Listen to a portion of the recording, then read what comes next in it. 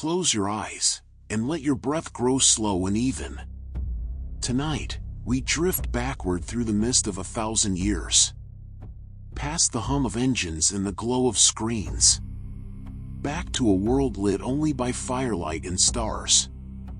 A world of longships and cold northern seas. And of a journey so remarkable, so quietly astonishing, that for centuries afterward, almost no one believed it had happened at all. We begin not with a hero, but with a man in exile. His name was Erik Thorvaldsson, though history remembers him by another name. Erik the Red. A big man, they said, with a fiery temper to match his fiery hair. And in the harsh, rocky world of Iceland, tempers like his had consequences. After a string of violent disputes with his neighbors, disputes that ended in bloodshed, Erik was cast out of his community, banished from Iceland for 3 years, sentenced for manslaughter, forced to sail away from everything he knew. So he did what restless, banished men have always done. He sailed west. Into open water, into the unknown. Searching for a land that sailors had only whispered about. A shape glimpsed once, faintly, on the far horizon. And there, drifting through fog and ice, he found it. A vast, silent coastline of fjords and glaciers. He spent his exile exploring it, carefully, patiently. Learning its bays, its grazing land, its quiet coves. And when his 3 years were finally over, and he sailed home to Iceland, he carried with him something clever, something almost mischievous. He named this frozen, icy land Greenland, not because it was green, but because he believed a hopeful name would convince other settlers to follow him back. One of the earliest known examples of marketing spin, dressed up as a place name. It worked. Ships followed him west, carrying families, animals, timber, hope. A new Norse world took root on the edge of the map. And in that new world, Erik the Red had a son. They called him Leif. Leif Erikson. A young man raised on stories of restless voyages, of horizons that kept unfolding the further you sailed. And Leif, it seems, inherited his father's hunger for what lay beyond the edge of the known world. But before Leif ever set sail westward himself, there is another name worth holding gently in the mind tonight. A merchant sailor named Bjarni Herjolfsson. Bjarni was simply trying to get home. Sailing to Greenland to spend the winter with his father, his ship was caught by strong winds and thick fog, and blown badly off course. When the weather finally cleared, Bjarni found himself gazing at a strange, forested coastline that matched nothing in his memory of Greenland. Low hills, dense trees, a shore with no glaciers in sight. He was, without meaning to be, quite possibly the first European to lay eyes on North America. And yet, and this is the curious, dreamlike part of the story, he never once set foot on it. Bjarni simply turned his ship northward, sailing along the unfamiliar coast until he finally recognized the way home to Greenland, and never went ashore at all. He chose the safety of the known path over the mystery of the unknown one. For years, his story became something told over crackling fires. A strange land, glimpsed but never touched. A puzzle left for someone else to solve. That someone else was Leif Erikson. Sometime around the year 1000. Roughly 500 years before a certain Genoese sailor would set off across the Atlantic in 3 small ships. Leif made a decision that would quietly change the shape of history. He purchased Bjarni's very ship, gathered a crew of 35 men, and set out to follow that same hazy, half-remembered route westward. Not blown off course by accident, this time, but sailing on purpose, toward the unknown. Imagine it with me now. The creak of the wooden hull. The slow rhythm of oars dipping into gray water. The salt air, the endless horizon. Days folding quietly into one another. And then, land. The first shore they came to was bleak and stony, a place of flat slabs of rock and glaciers rising in the distance, with barely a blade of grass to be seen. Leif named it Helluland, the land of flat stones, likely the windswept coast of what we now call Baffin Island. They did not linger long. The ship turned south, and the coastline slowly began to change. Rocky barrens gave way, gradually, to something softer. Long white beaches. And behind them, forests, deep and endless, unlike anything in treeless Greenland. Leif called this second land Markland, the land of forests, likely the coast of present-day Labrador. Rich with timber that Greenland desperately lacked. Still, they sailed on. Something pulling them further south, further from the cold. And then, one quiet morning, the character of the world shifted once more. The air grew milder. The water calmer. And along the shore, they began to notice something unexpected growing wild in the grass. Clusters of small, sweet berries. Wild grapes, tangled through the underbrush. It was this discovery that gave the third and final land its name, Vinland, the land of wine, or perhaps more simply, the land of rich, self-sown grain and berries, a place that seemed, after the harshness of Greenland, almost impossibly gentle. Here, at last, the crew decided to stop. To breathe. To rest. They pulled their ship onto the shore, and began building simple turf and timber houses to shelter through the coming winter. And in doing so, Leif Erikson and his crew became, as far as we know, the very first Europeans to spend a winter, deliberately and knowingly, on the shores of North America. The fire crackled low that first night in Vinland. The sea murmured softly beyond the dunes. And somewhere in the dark, unfamiliar forest, small unseen creatures moved quietly through the underbrush. For now, let that image rest gently in your mind. A small band of travelers, far from anything familiar, settling in for the night beneath a sky of strange new stars. Breathe slowly. Let your shoulders soften. Let the weight of the day drift away on the tide. Let your body settle deeper now. We return to that quiet shore in Vinland, where the fire has long since burned to embers, and the first winter has passed, softly, into spring. The snow melted from the hills. The grasses turned green again. And Leif Erikson's small band of settlers began to explore the land around them a little further. Gathering timber, gathering grapes, filling their ship with the riches of this gentle, unfamiliar coast. And it was during this quieter season that something happened which none of them had expected.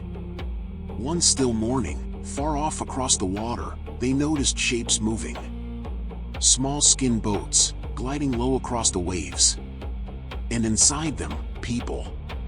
People who had lived on this land for countless generations before any Norse sail had ever appeared on their horizon.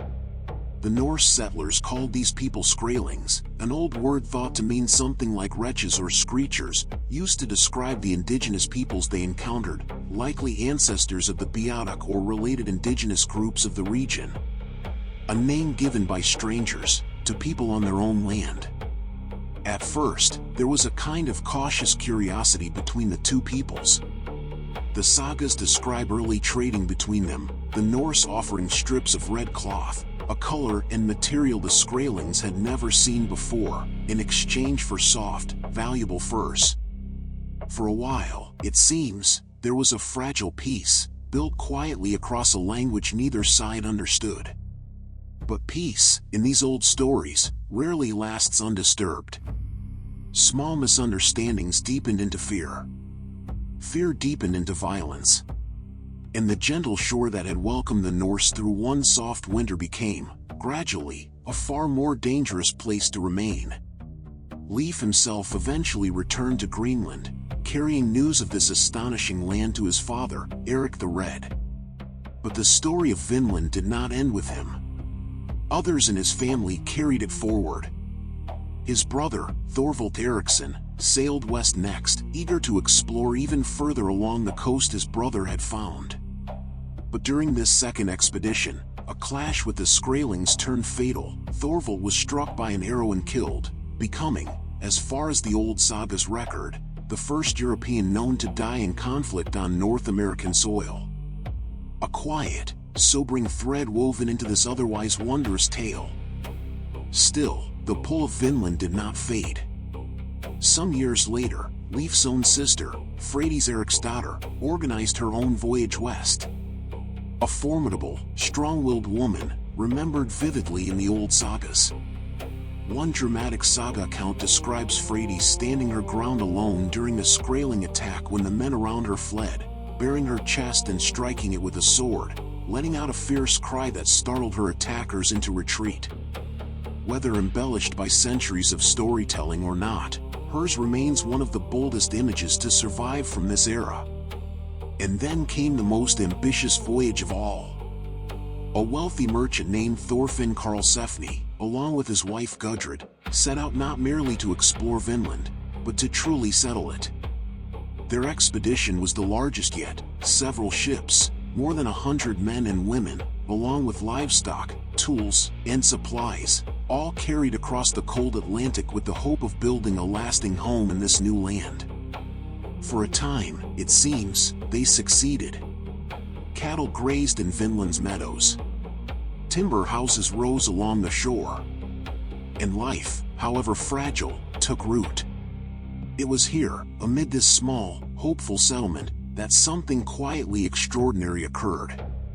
Gudrid gave birth to a son named Snorri, believed to be the very first child of European descent born anywhere in the Americas, half a millennium before Jamestown, before Plymouth, before the names we usually associate with the beginning of that story.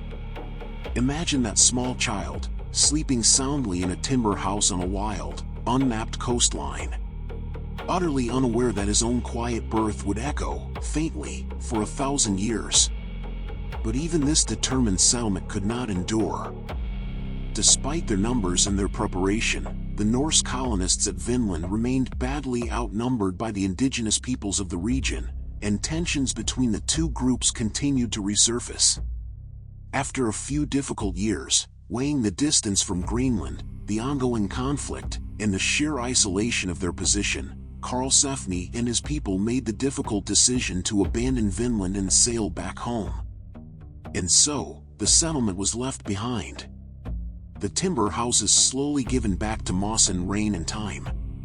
The meadows returning, quietly, to whoever might tend them next. For centuries afterward, this entire story survived only as memory. Spoken aloud by firelight, passed from one generation to the next, carried across the cold Atlantic in the form of two great oral tales.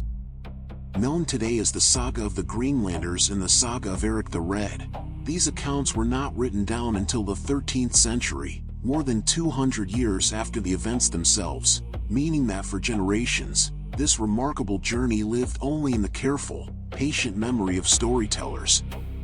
Two sagas. Slightly different in their details, occasionally disagreeing with one another. And yet together, they preserved something that might otherwise have vanished entirely into the dark of history. Let your mind rest now on that image. Firelight flickering in a Greenlandic hall. An old voice recounting, once again, the tale of Vinland, of grapes and forests, of a child born far across the sea. The words passed gently onward, the way we pass them to you now. Breathe in slowly. And let it go. We leave Vinland now, and the timber houses fading quietly into moss and rain. For what came next was not another voyage, not another saga, but something far quieter. Nearly 1,000 years of silence. The Norse settlers sailed home, and the tale of Vinland slowly drifted away from fact and into folklore. Told and retold, softened by time, until many began to wonder whether it had ever truly happened at all. Whether Vinland was a real shore, or simply a beautiful story, embroidered by old Icelandic storytellers on long winter nights. For centuries, that question simply rested unanswered. The world moved on. Empires rose and fell. Maps were redrawn again and again. And still, no one could say for certain where, or even if, Leif Erikson had ever truly set foot in America. Until, quite unexpectedly, in the middle of the 20th century, the mist began to clear. A Norwegian explorer named Helge Ingstad had spent much of his life chasing old sagas across cold landscapes, searching for a way to test their truth. And alongside him worked his wife, Stein Ingstad, an archaeologist with the careful, patient eyes needed for such a search. Together, in 1960, the Ingstads began searching the coastline of Newfoundland, matching saga descriptions against the actual shape of the land, mile by quiet mile. And here's a gentle detail worth holding on to.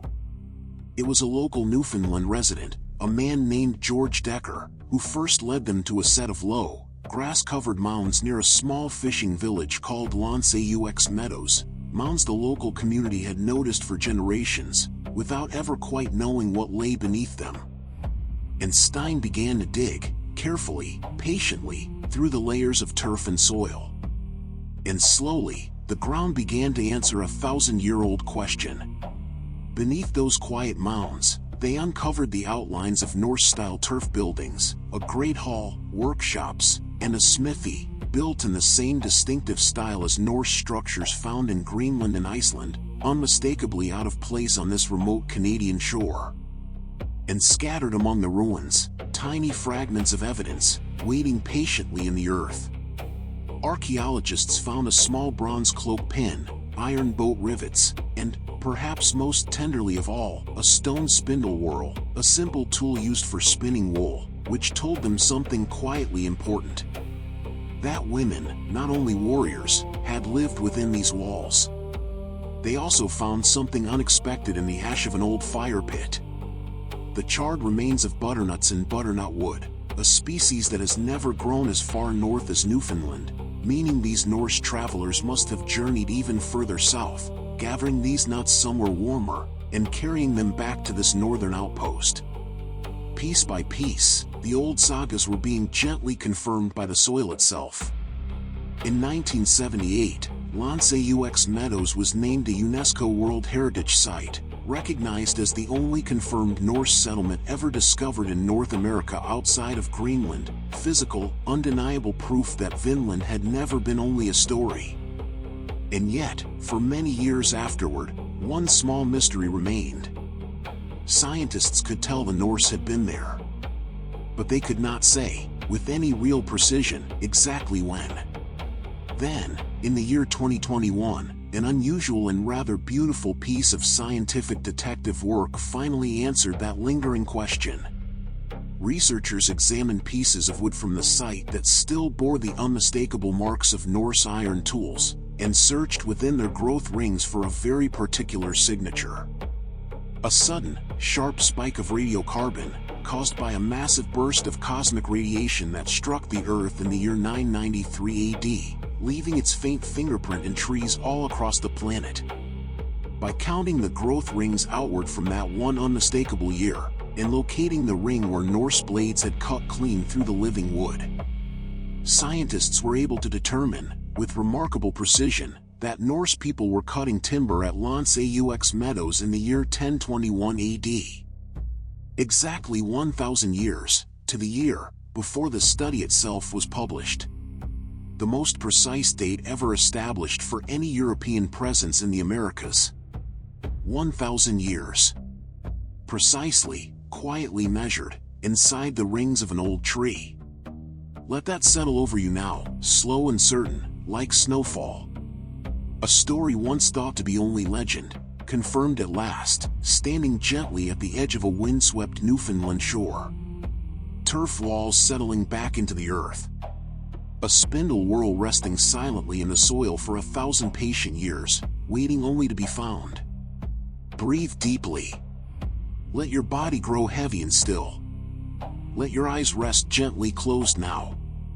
Let the weight of the evening settle into the bed beneath you. We drift onward, further into this quiet, 1,000-year-old story.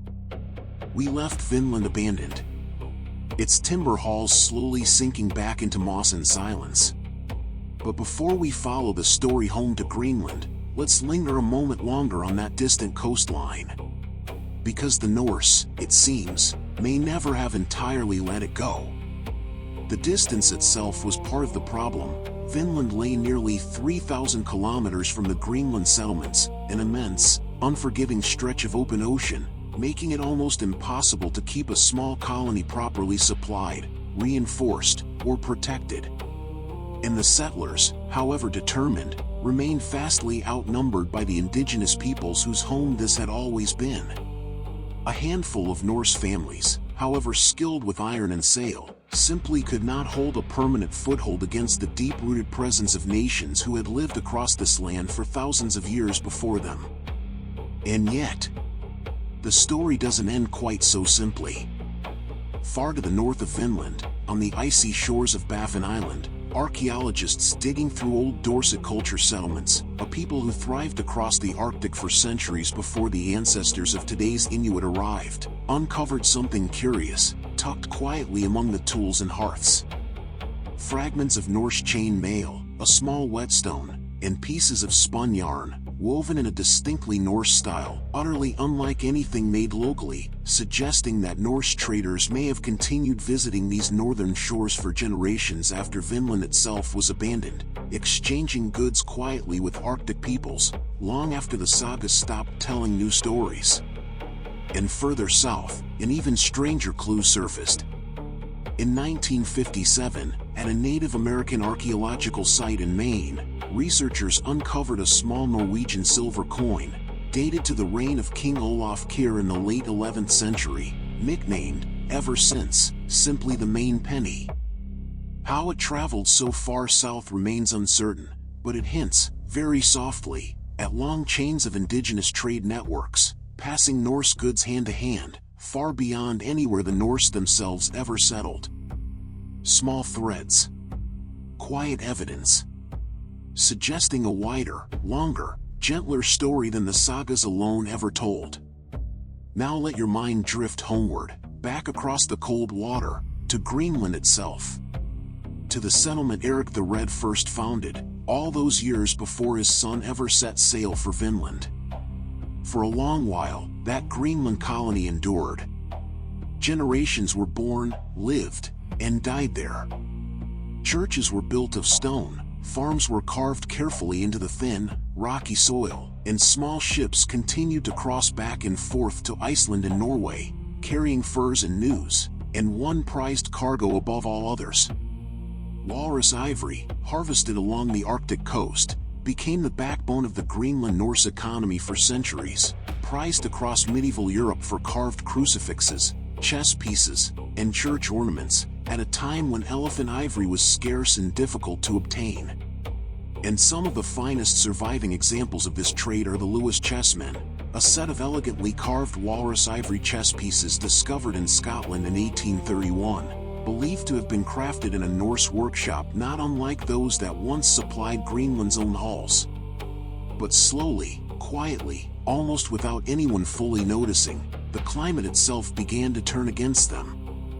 A long, gradual cooling period, now often called the Little Ice Age, crept over the North Atlantic, shortening growing seasons, thickening sea ice, and making the already difficult voyage between Greenland and Europe even more dangerous and unreliable.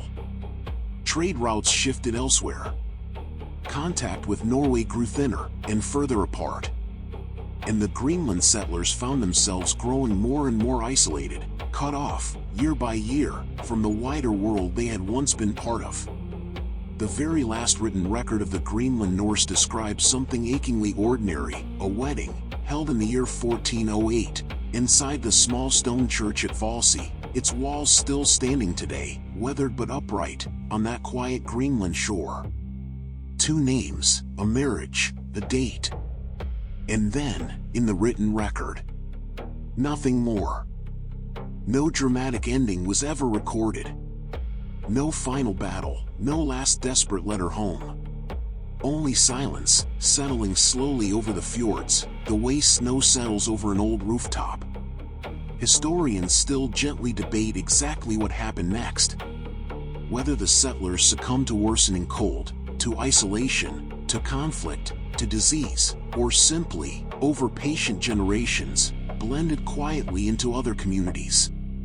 By sometime in the 15th century, the once thriving Norse colonies of Greenland had entirely vanished, leaving behind only stone church walls, grassy farm mounds, and centuries of unanswered questions. And so, the wider Norse chapter in this story of North America came to its own quiet close. Not with fanfare, but the way most long, real stories end. Slowly, and rather softly. Before we rest for tonight, one small, curious footnote is worth mentioning.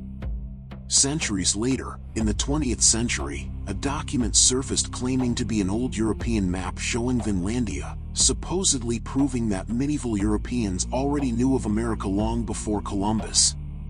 It caused great excitement for decades, until careful chemical analysis of its ink revealed the presence of a compound called titanium dioxide, a material that was not manufactured until the 1920s, quietly confirming the so-called Vinland map to be a modern forgery, and reminding us, gently, that the true story never needed embellishing. The real one, carried in saga and soil and tree ring, was remarkable enough all on its own. Let your breathing settle now, slow and even. A stone church standing quietly on a Greenland shore. A wedding recorded in an old, fading hand. A silver coin resting for centuries in the soil of Maine. Small, patient fragments of a very old, very true story. Rest now. Let it all grow soft and distant, like a shoreline fading into fog. Let your body sink a little deeper now. Let the room around you grow soft and distant.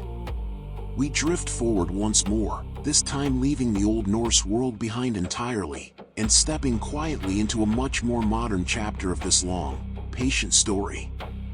For hundreds of years after Greenland's Norse settlements fell silent, the tale of Vinland rested quietly in old Icelandic manuscripts. Read by only a small circle of scholars, largely forgotten by the wider world. Then, in the year 1837, a Danish antiquarian named Carl Christian Raffen changed that, quite suddenly. Raffen compiled and published a book called Antiquitates Americani, gathering the old saga texts together, translating them carefully, and presenting them to European and American readers as serious historical evidence. For many people across the Western world, this was the very first time they had ever heard the story of Leif Erikson at all.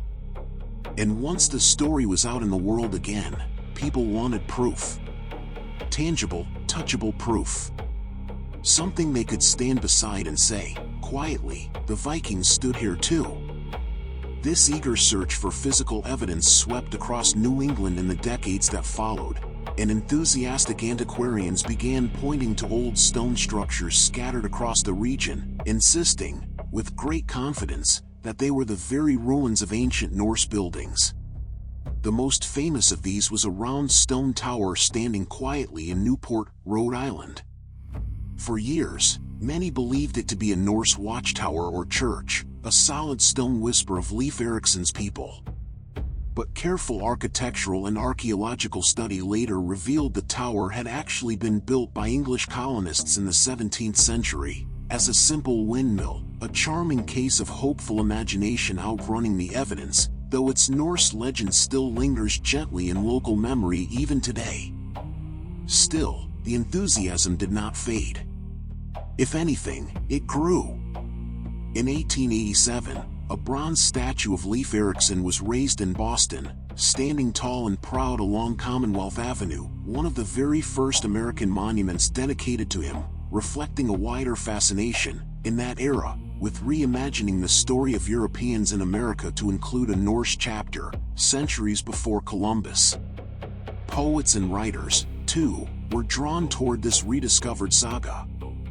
Weaving Norse imagery into their own verses, their own reimagined visions of ancient ships and forgotten shores, blending old legend and new poetic invention until the two became difficult to fully separate.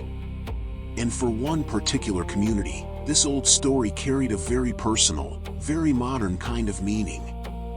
Throughout the late 19th and early 20th centuries, Norwegian American immigrant communities embraced Leif Erikson with particular pride, championing him publicly as proof that Europeans of Norse descent had reached America first, centuries before Columbus, a source of quiet cultural pride during years when many immigrant communities across America were working hard to find and hold their own place in a new, unfamiliar country.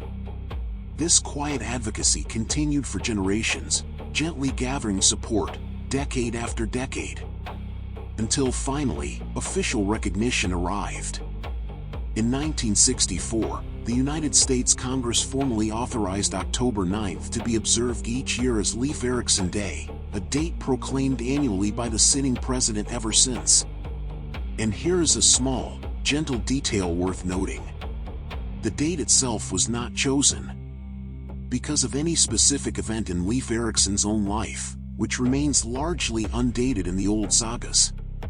Instead, it was chosen to honor the arrival, in 1825, of a small ship called the Restoration, which carried the first major wave of Norwegian immigrants to American shores. Two very different journeys, separated by more than 800 years, quietly linked together on a single day each autumn. As this long story reaches toward its quieter, more reflective end tonight, it feels gentle and right to pause and hold one more thought softly in mind. Historians and archaeologists today are careful to describe Leif Erikson's voyage not as a discovery in the fullest sense, but as the arrival of Europeans into a land that indigenous peoples had already called home for more than 10,000 years before any Norse sail ever appeared on the horizon. Rich, complex nations, with their own languages, their own histories, their own deep and ancient relationships to that same coastline long before Eric the Red was ever born. And fittingly, this fuller understanding has slowly reshaped the way this story is now told at its own place of origin. The interpretive centers at Lance Aux Meadows today present the Norse story alongside indigenous history and knowledge, offering visitors a more complete, layered picture of that quiet Newfoundland shoreline, not a single triumphant tale, but many old, overlapping stories, resting gently together in the same soil. And in a way, this final shift mirrors something the sagas themselves always quietly understood, that Vinland was never an empty land waiting to be found, but an already inhabited one, briefly, cautiously shared, for one short season, by two very different peoples meeting each other for the very first time. Let that thought rest over you now, soft and unhurried. An old bronze statue standing quietly in a Boston park. A stone tower in Rhode Island, holding onto its gentle, half-true legend. A small ship called the Restoration, crossing the same ocean, centuries later, carrying its own hopeful travelers westward. So many journeys, laid quietly one atop another, across 1,000 patient years. Breathe slowly now. Let your thoughts grow soft and slow, like tide pulling gently back from the shore. Now, we set the story of Vinland gently aside for a while, and turn our attention instead to something just as remarkable. The ships themselves, and the quiet, patient skill it took to sail them across an entire ocean, with no map to guide the way. Picture, for a moment, the vessel that carried Leif Erikson and his crew westward. And let go of the image you might be picturing. Because it likely wasn't a sleek, dragon-headed longship, the kind so often painted on raiding banners and movie posters. The ships used for these long ocean crossings were a different, sturdier design entirely, known as a nar, broader and deeper in the hull than a longship, built not for speed or for raiding, but for hauling cargo, livestock, and passengers safely across the open, unpredictable waters of the North Atlantic. Every plank of that hull was fitted together with quiet, careful craftsmanship. Norse shipbuilders used a technique called clinker construction, overlapping each wooden plank slightly over the one below it, and fastening them together with iron rivets, a method that gave the finished hull a subtle, natural flexibility, allowing the entire ship to gently flex and twist with the rhythm of the waves, rather than fighting rigidly against them. Now imagine standing on the deck of such a ship, with land nowhere in sight. No compass in your hand. No chart spread before you. Only sky, and water, and quiet calculation. Norse sailors navigated primarily through a careful method known as dead reckoning, tracking their speed, their direction, and the time elapsed since their last known position, constantly recalculating in their minds as the hours and days slipped past. A slow, patient kind of mathematics, carried entirely in memory. But the sky itself offered gentle, quiet clues as well. By day, sailors watched the sun's height and position. By night, they tracked the slow wheel of circumpolar stars overhead, using both to estimate roughly how far north or south they had traveled. A kind of quiet conversation between sailor and sky, repeated every night of the voyage. And on days when clouds hid the sun entirely, the old sagas hint at something almost magical, tucked among their pages.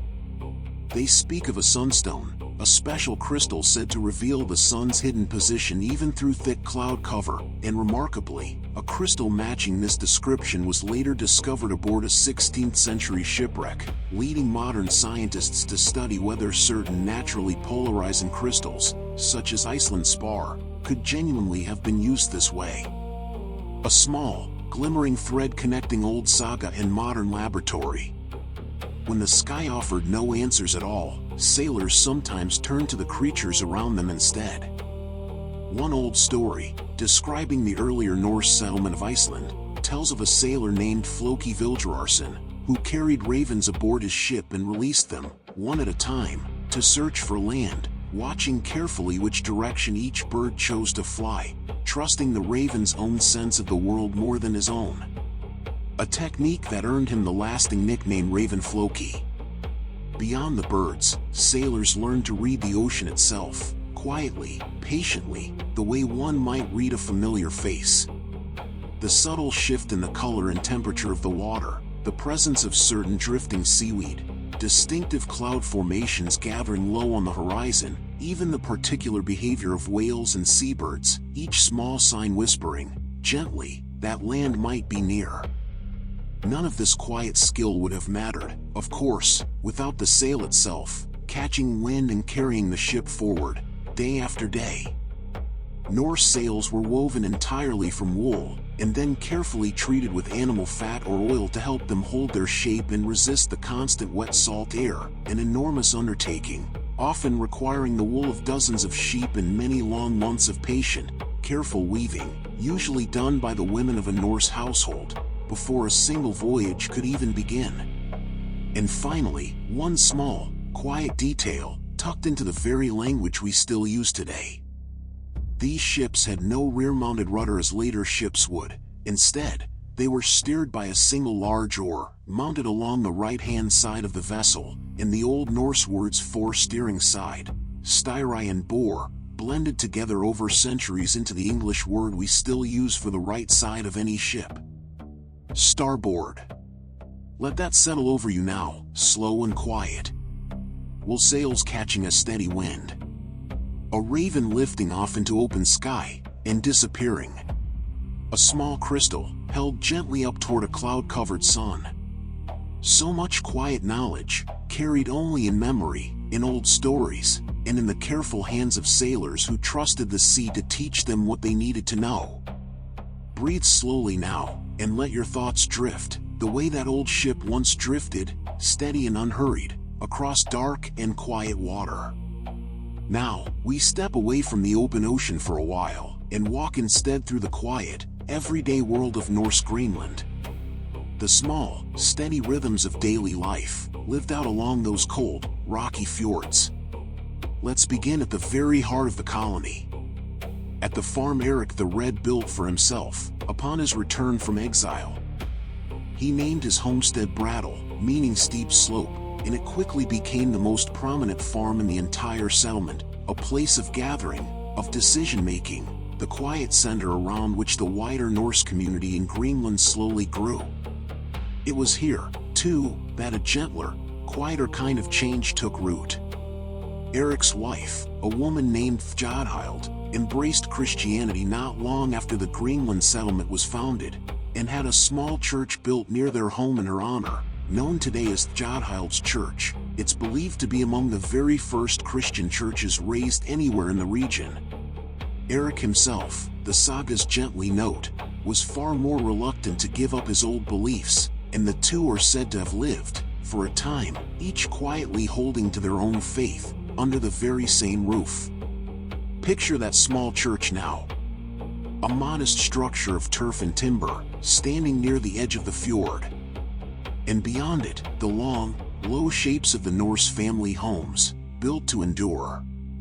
Norse longhouses in Greenland were constructed with thick turf walls, sometimes over a meter deep, layered carefully to trap warmth against the brutal cold. Inside, a single long room often housed the entire household together, with a central hearth providing both heat and light, and during the harshest stretches of winter, livestock were sometimes brought into shelter alongside the family themselves.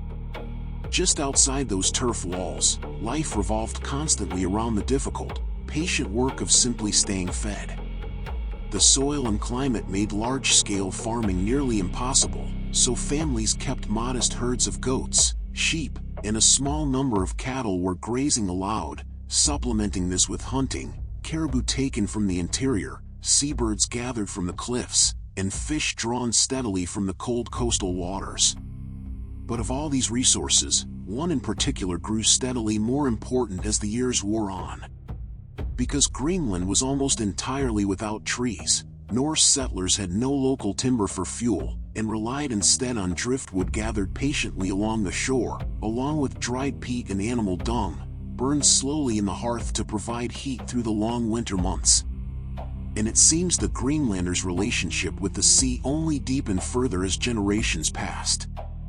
Modern scientists have studied the bones of Norse Greenlanders themselves, examining the chemical signatures left behind by centuries of eating, and discovered something quietly telling. Early in the settlement's history, roughly 1/5 of the average diet came from the sea, but by the colony's final generations, that number had risen dramatically, to nearly 4/5, suggesting a Norse community that gradually leaned more and more heavily on seals and other marine life. As farming on that unforgiving land grew ever more difficult. Inside those turf-walled homes, life carried its own quiet, steady rhythm of work. Clothing was fashioned from sealskin and heavy wool, and the women of each household spun raw wool into a coarse, sturdy cloth known as vaml, a fabric so consistently valuable that it was sometimes used almost like currency, traded and measured out in place of coin, its worth as steady and dependable as the hands that wove it. Even the youngest members of a Norse Greenland household had their part to play.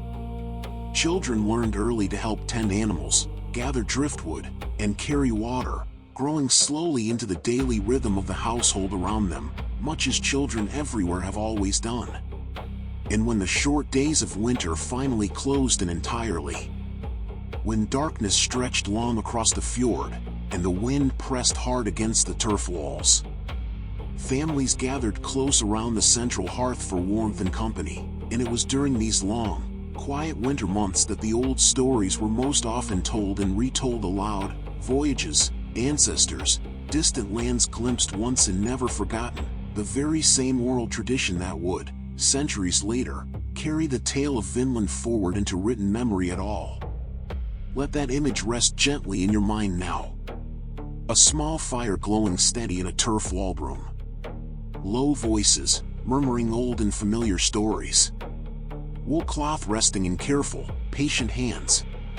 Snow falling quietly outside, unseen in the dark. A simple life, built moment by moment, season by season, against one of the harshest landscapes people have ever chosen to call home. Breathe slowly now. Let your body grow warm, and heavy, and still.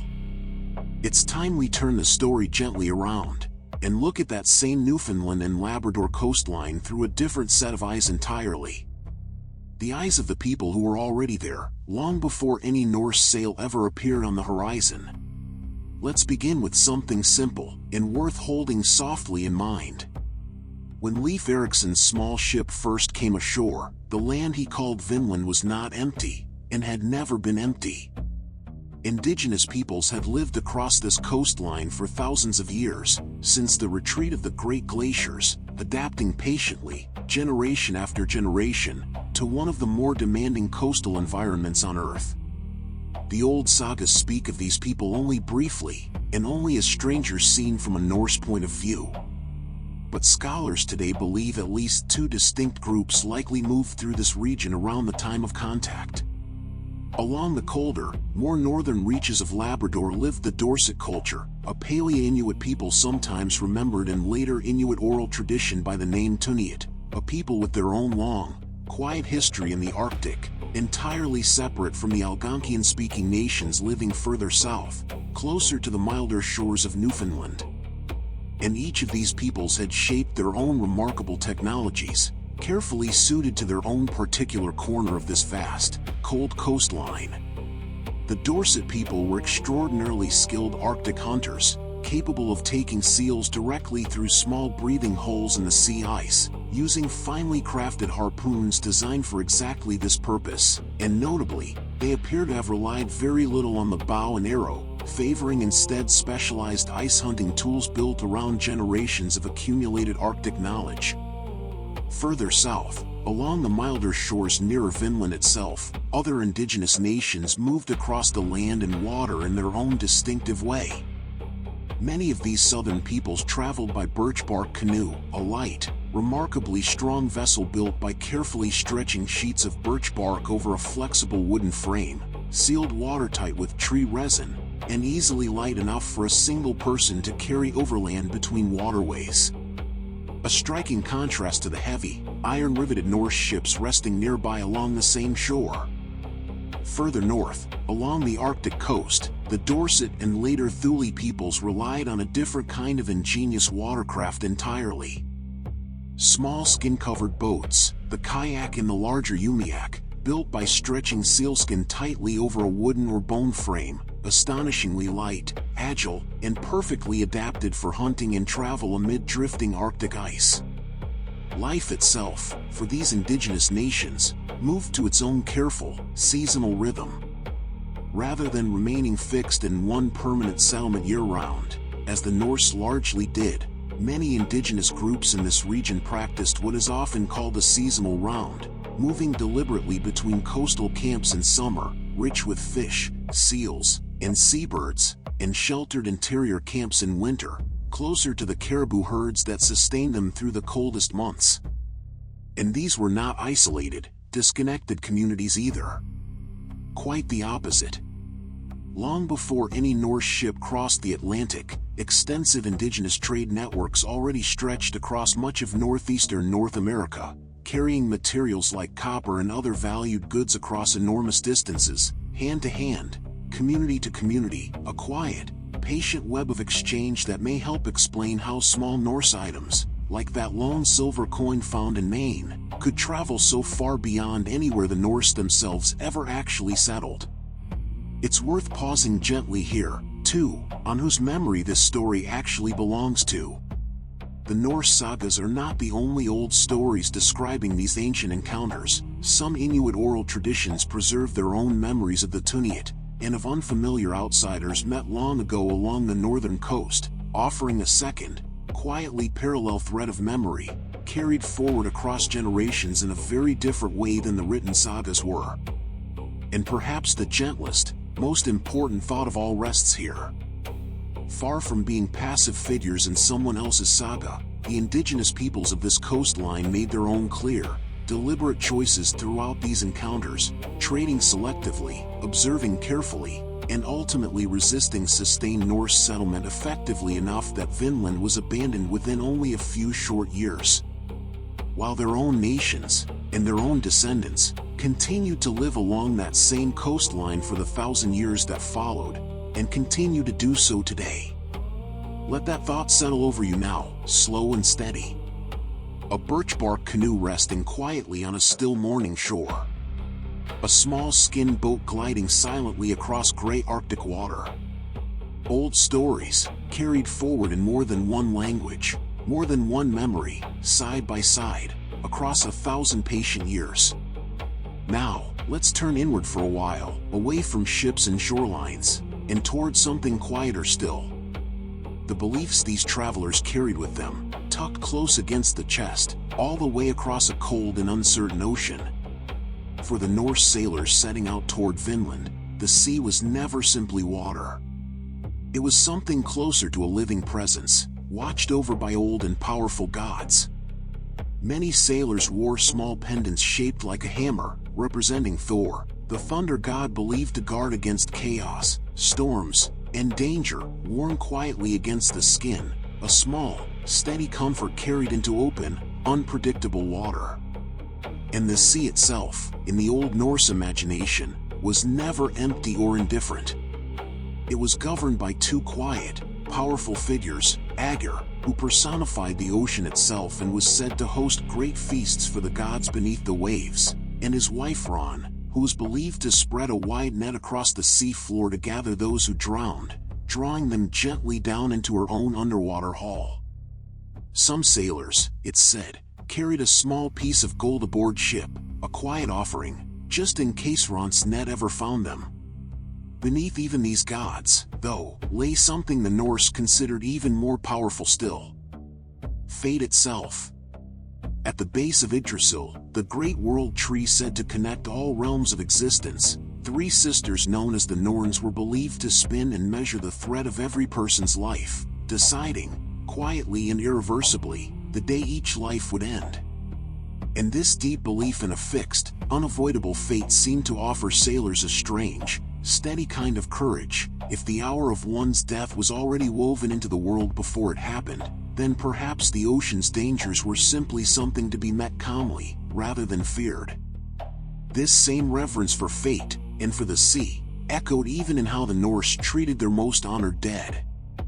Those of especially high status were sometimes laid to rest inside actual ships, surrounded by fine goods for their onward journey, as seen in richly preserved ship burials like the one uncovered at Oseberg in Norway, reflecting a quiet belief that the very vessel which had carried them faithfully through life might carry them onward, gently, into whatever waited after death. And yet, this was a world quietly caught in the middle of enormous change.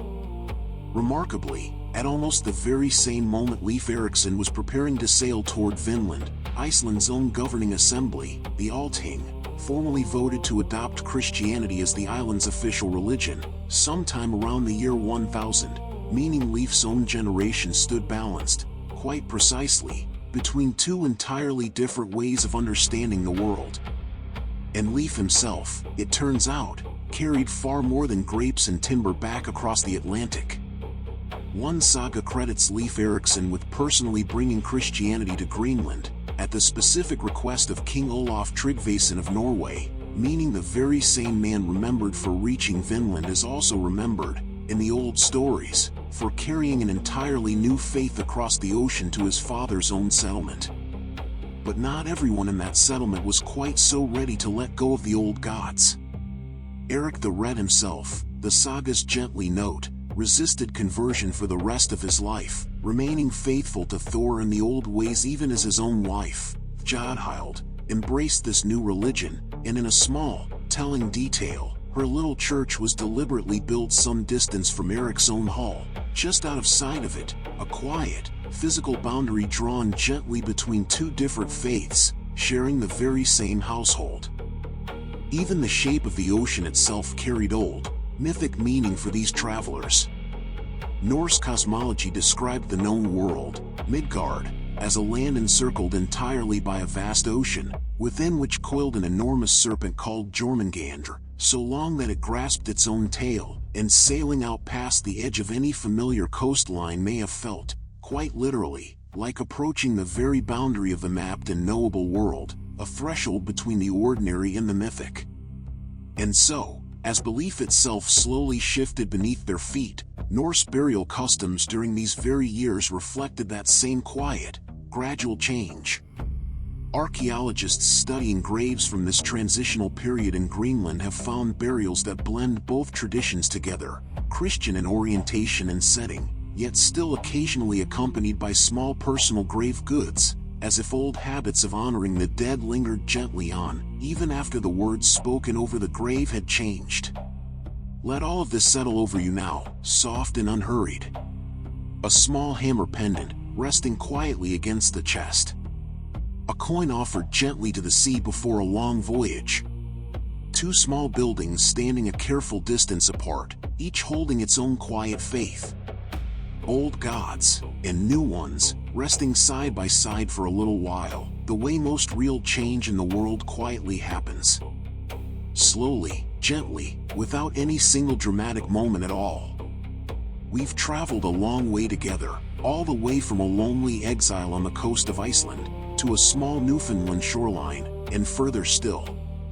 And for this final quiet stretch, let's follow that same old story forward, gently, all the way into our own present moment. Because in ways both small and surprising, that 1,000-year-old voyage has never entirely stopped rippling outward. Let's begin with something written not in old sagas, but in the quiet language of modern science. Researchers studying the genetics of present-day Icelanders identified a rare, distinct genetic lineage, passed down only through mothers, found in a small number of Icelandic families, and their leading hypothesis, still gently debated today, is that this lineage may trace back to a single Native American woman, brought to Iceland by Norse sailors around the year 1000. Meaning that, if this hypothesis holds true, some Icelanders alive today may carry, quietly within them, a living echo of that very first meeting between two distant worlds. Other researchers, more recently, chose to test the old sagas in a very different, very hands-on way. In 1998, a team of modern sailors and boat builders constructed a full-scale replica of a Norse Nar, named Snorri, using only authentic period tools and materials, and successfully sailed it from Greenland to Newfoundland, retracing the old route by sight, sky, and current alone, a quiet, physical proof that the old saga's descriptions of these voyages were not exaggeration, but entirely achievable seamanship. And in the years since, this old story has found its way into some rather unexpected corners of modern life. Popular television series, films, and video games centered on the Viking Age have introduced this history to an enormous new global audience in recent decades, sparking renewed public curiosity about just how much of the old saga's more fantastic details might actually be historically grounded. That curiosity, in turn, has taken quiet, physical form in cities across North America. Statues of Leif Erikson now stand in cities including Seattle, Duluth, Cleveland, and Reykjavik, each one raised by a local community choosing, in its own way, to hold on to and honor this particular thread of history. Perhaps the most meaningful shift, though, has happened quietly inside classrooms. Where the story of America's discovery was once taught almost exclusively through Christopher Columbus's 1492 voyage, many schools today include the Norse arrival nearly 500 years earlier as well, a small addition that invites a gently bigger, more honest question for students to sit with. What does it truly mean to discover a place that other people already called home? Even the very techniques used to uncover this story have gone on to shape the wider world of science itself. The cosmic ray tree ring dating method that pinpointed Norse activity at Lance Aux Meadows to the precise year 1021 has since been adopted by archaeologists studying entirely unrelated sites around the world, offering a new, remarkably precise tool for anchoring old wood and old stories to an exact point in time. And on that same quiet Newfoundland shoreline where it all was first confirmed, Lance Aux Meadows continues to draw visitors from around the world today, walking the same grassy coastline, watching costumed interpreters tend the same style of turf-roofed longhouse, and listening to a story that, for centuries, almost no one believed had ever truly happened at all. And so, As we come to the end of this long, patient telling, perhaps it's worth resting for a moment on why this particular story continues to matter, all these years later. Historians often describe this brief, 1,000-year-old encounter as the very first confirmed meeting between European and indigenous American peoples, a quiet, largely forgotten bookend to the much larger, much more consequential story of contact that would unfold 500 years later and reshape the entire world that followed. A small ship. A handful of grapes growing wild along an unfamiliar shore. A child born quietly in a timber house on a distant coastline. A story nearly lost to memory, and then, patiently, found again.